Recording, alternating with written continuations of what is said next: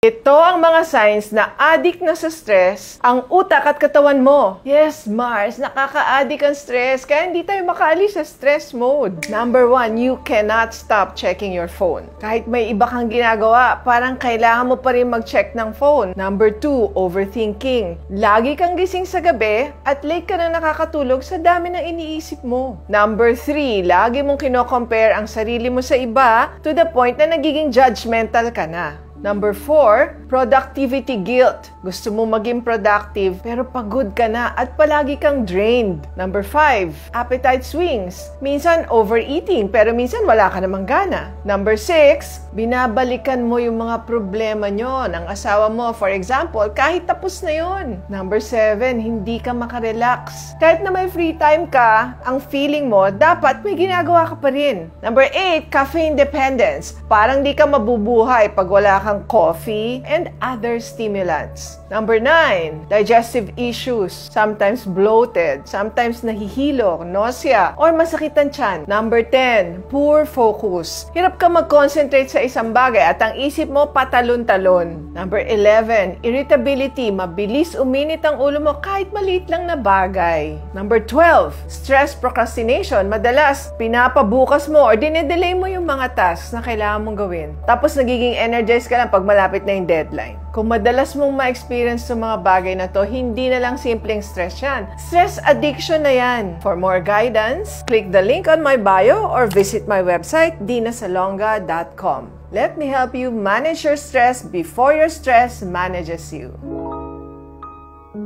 Ask Dina.